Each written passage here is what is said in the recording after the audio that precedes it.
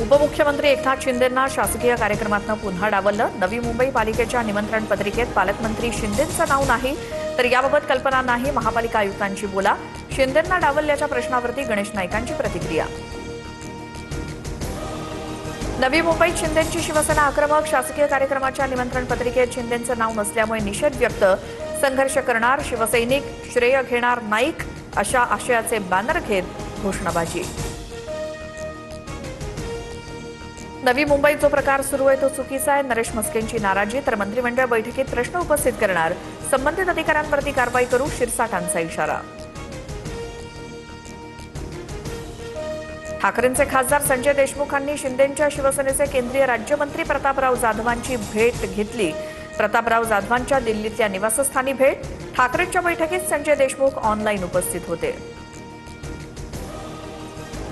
राज्यातील शाळा आजपासून सुरू। मुख्यमंत्र्यांचं दोन्ही उपमुख्यमंत्री शाळेत जाऊन विद्यार्थ्यांचं स्वागत केलं।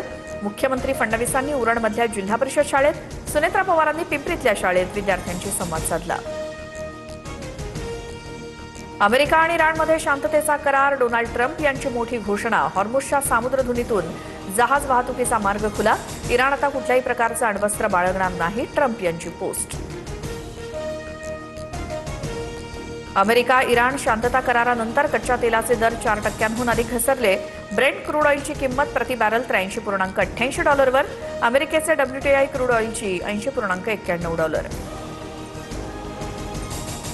पुणे शहरात आजपासून पाणी कपात। 50% शहराला सम तर 50% शहराला विषम तारखांना पाणी पुरवठा होणार। खडकवासला धरण साखळीमध्ये केवळ 5 TMC पाणी शिल्लक। राज्यातील सर्व धरणांमधील पाणी केवळ पिण्यासाठी राखीव, शेतीसाठी पाणीपुरवठा बंद।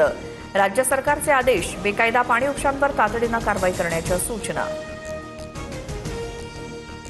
नागपूर हवामान विभागाकडून विदर्भात पावसाचा येलो अलर्ट। येत्या 24 तासात वादळ आणि गडगडाटासह मध्यम पाऊस पडण्याचा अंदाज, तर काही भागात उष्णतेची लाट कायम।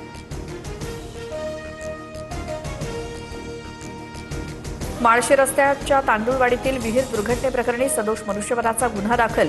मृतांच्या वारसांना 5 लाखांची शासकीय मदत जाहीर। घटनास्थळी प्रांताधिकारी, RTO आणि पोलीस प्रशासनाकडून तपासणी। पिकअप वाहन विहिरीत कोसळून 8 जणांचा मृत्यू झालाय।